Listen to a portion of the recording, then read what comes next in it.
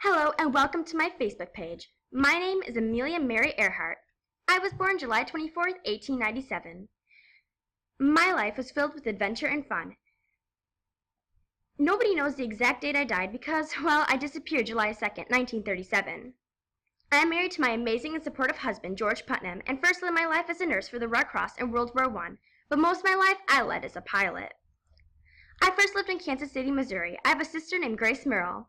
My mother's name is Amy Earhart, and my father's name is Edwin Earhart. Growing up, I never really was ladylike. I used to get in trouble for being a tomboy, both me and my sister Merle. I saw my first airplane at a fair father took me to. When I first saw it, I was not that impressed. I never thought I would become a pilot, at least. For my first job, I ended up being a nurse for the Red Cross in World War I. They needed help, and I volunteered.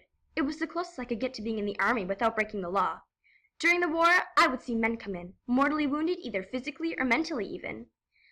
This pained me, and I started wondering why women couldn't take part in the pain too. Why couldn't women be anything but nurses?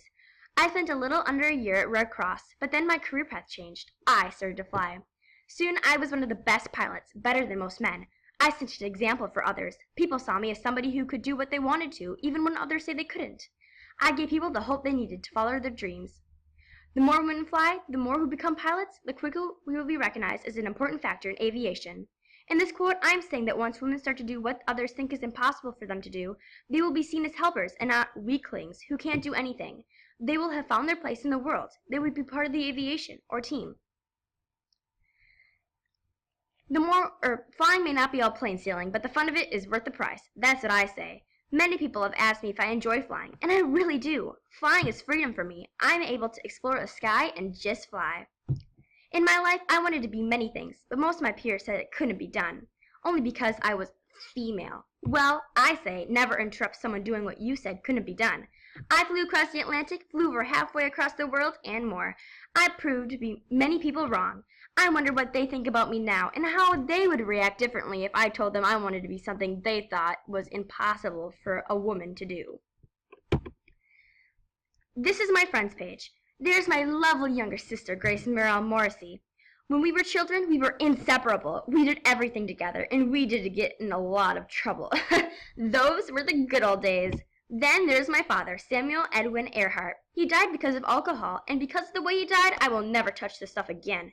Next, there's my sweet mother, Amelia Earhart. Most people call her Amy.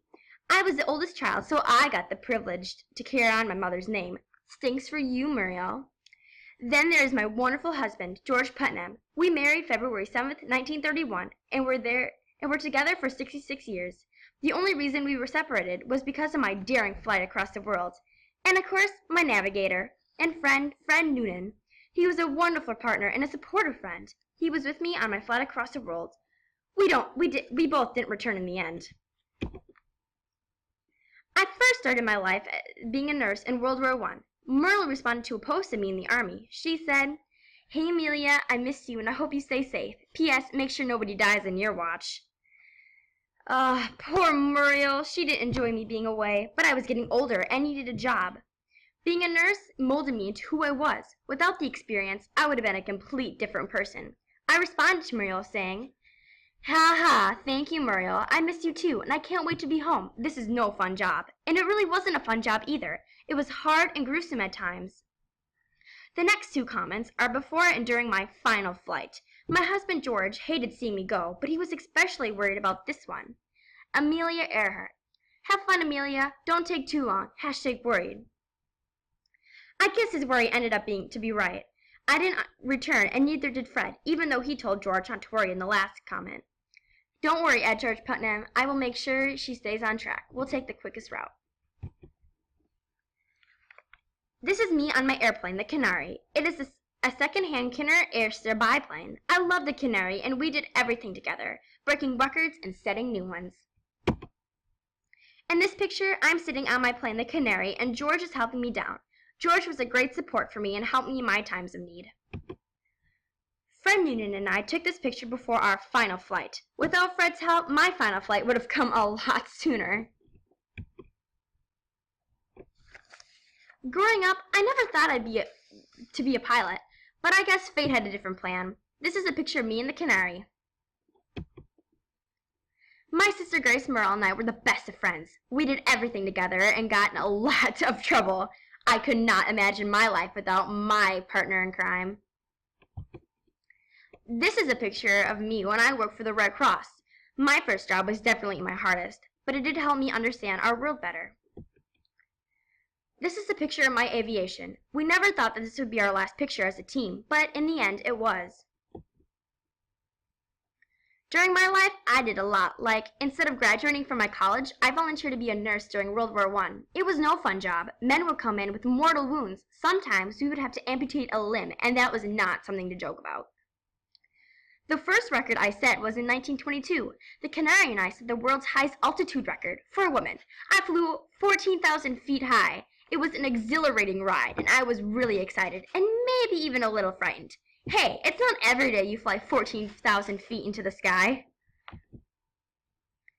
After a while, I decided to step it up. In 1929, I buy my Lockheed Vega aircraft. It is bright red, and I loved it. I won so many races and set so many records in this plane that, in 1931, I'm elected president of the 99s, otherwise known as the Women's Pilot Association. It was a great honor. To make this year even better, I married the love of my life, George Putnam. He even served as my manager. After flying solo across the Atlantic in 1932, I decided to step it up again. This time, in 1935, I flied solo across the Pacific Ocean. It took 19 hours, but I did it. The flight was one of my favorite, but boring flights ever. I enjoyed it a lot, but being alone, it was quite uneventful. It ended up being worth it, though, because when I finished, I was named America's Outstanding Airwoman. My life was full of fun, but it had hardships, too. Thank you for taking a look at my account. I hope you learn more about me, and I also hope that you add me. This is my sources page, and thank you.